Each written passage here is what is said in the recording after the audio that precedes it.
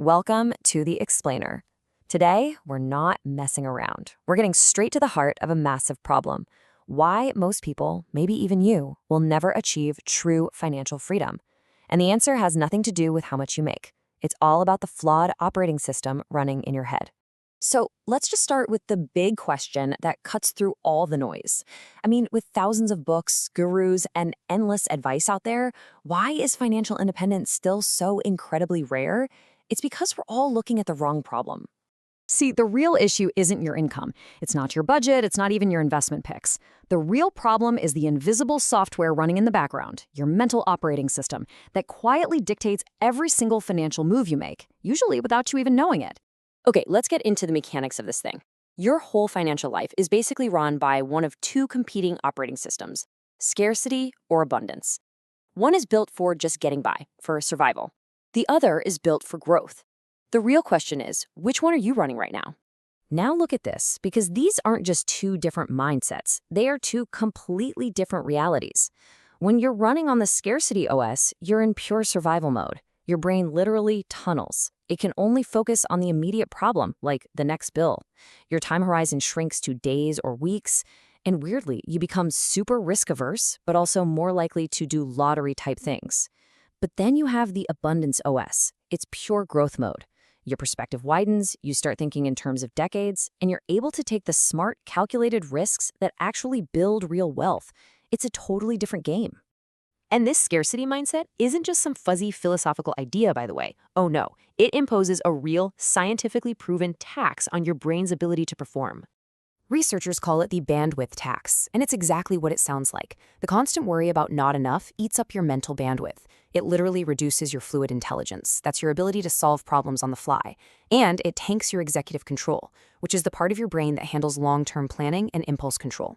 So yeah, it is biologically harder to think your way out of a problem when you're stressed about money. And this is how you get stuck. It's a vicious cycle called the scarcity trap. It starts with not having enough. Your brain tunnels its focus onto that one urgent problem, like rent.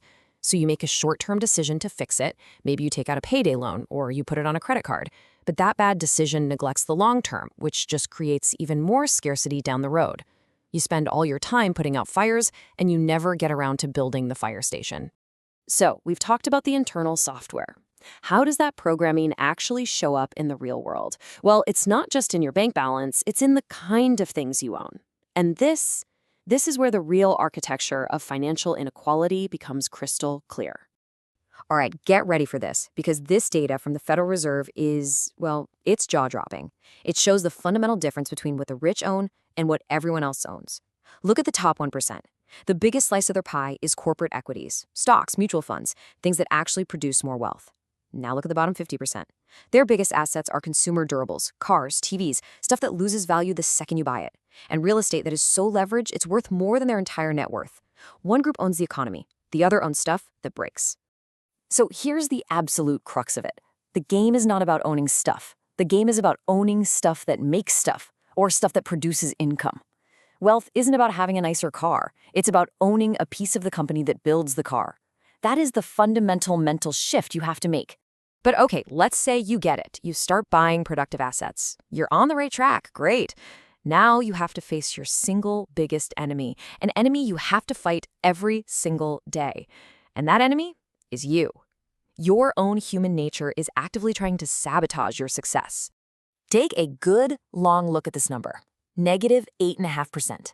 In a single year, that's how much the average investor underperformed the actual market. Not because they picked bad stocks, but because they behaved badly. This is the behavior gap. It's a measurable tax you pay for the crime of being an emotional human being. And here they are, the saboteurs. These are the bugs hardwired into our mental operating system. Loss aversion makes you feel the pain of a loss twice as much as the pleasure of a gain, which makes you sell at the absolute worst time. Hurting makes you pile into a hot stock at the peak and panic sell at the bottom. Overconfidence convinces you that, yeah, you can outsmart the entire market.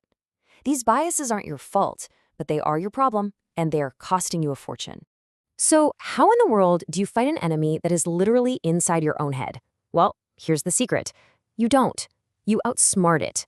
You build a system around it. You install a new rules-based operating system that acts like a guardrail, protecting you from your own worst impulses. And you start simple, with systems that take the heavy lifting off your brain. The 50-30-20 rule is a classic for a reason. 50% for needs, 20% for savings, but here's the genius part: 30% for wants. This isn't just a budget, it's a psychological hack. By making wants an official, guilt-free part of the plan, you avoid the burnout and fatigue that makes those super strict budgets impossible to stick with. Okay, now for a more advanced move, something the really smart money does. It's called asset location, and the idea is simple. It's not just about what you own, it's about where you own it. By putting things that get taxed a lot, like bonds, into tax-sheltered accounts like a 401k, and putting your high-growth stuff in tax-free accounts like a Roth IRA, you can squeeze out what pros call alpha. It's basically an extra 1% return per year, for free, without taking on a single drop of extra risk. And finally, the master stroke.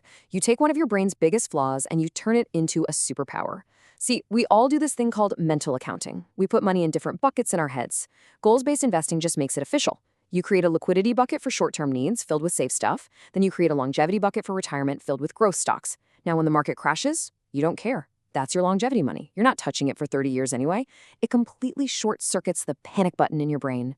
So we'll end on this. The path to financial freedom is not about finding the next hot stock or timing the market. It's about a complete and total system upgrade of your own mind. So you need to take a hard, honest look at your balance sheet and ask yourself this one question. Are you actually building wealth, or are you just busy servicing the debt on a bunch of functional, depreciating assets? Your entire financial future hangs on that answer.